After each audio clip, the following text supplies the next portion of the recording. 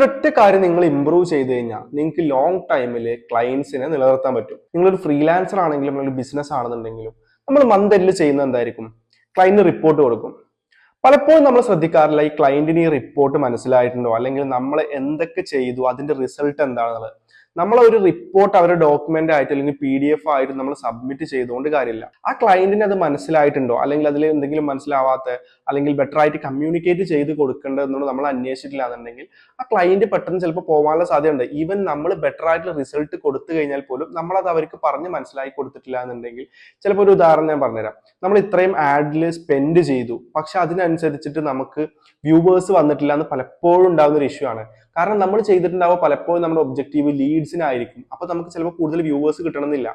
അങ്ങനെയുള്ള ചില മിസ്കമ്മ്യൂണിക്കേഷൻസ് കാരണം പലപ്പോഴും നമുക്ക് ക്ലയൻസ് മിസ്സായി പോവാറുണ്ട്. അപ്പൊ ലോങ് ടേമിൽ ക്ലയൻസ് നിങ്ങളോട് നിലനിർത്തണം എന്നുണ്ടെങ്കിൽ നിങ്ങൾ എപ്പോഴും ഒരു മീറ്റ് സെറ്റ് ചെയ്തിട്ടോ, അല്ലെങ്കിൽ ആ റിപ്പോർട്ട് കൊടുക്കുന്നതിന് അവർക്ക് ആ ടെക്നിക്കൽ ടേംസ് ആണെങ്കിലോ അല്ലെങ്കിൽ മെട്രിക്സ് എന്താണെന്നോ ഈ കാര്യങ്ങളും ചിലപ്പോൾ എല്ലാവർക്കും അറിഞ്ഞോളണമെന്നില്ല. പല കമ്പനികളിലും ചിലപ്പോൾ ഒരാളോ രണ്ടാളൊക്കെ നടത്തുന്ന കമ്പനീസുമായി നമുക്ക് ഫ്രീലാൻസർ ആയിട്ട് നമ്മൾ വർക്ക് ചെയ്യാറുണ്ടാവും. സോ ഇങ്ങനത്തെ കേസിൽ ആ ഒരു കാര്യങ്ങൾ നിങ്ങൾ പറഞ്ഞ് മനസ്സിലാക്കി കൊടുത്തു കഴിഞ്ഞാൽ ആ ക്ലയന്റ് നിങ്ങൾക്ക് ലോങ് ടേം ആയിട്ട് നിങ്ങളുടെ കൂടെ നിൽക്കാം. സോ ഇങ്ങനെയുള്ള ചെറിയ കാര്യങ്ങൾ ശ്രദ്ധിച്ചു കഴിഞ്ഞാൽ തന്നെ നമുക്ക് ഒരുപാട് ഇമ്പ്രൂവ്മെന്റ്സ് നമ്മുടെ ക്ലയൻസിന്റെ ഇടയിലും നമ്മുടെ ബിസിനസിന്റെ ഇടയിലും നമുക്ക് ഉണ്ടാക്കാൻ സാധിക്കും.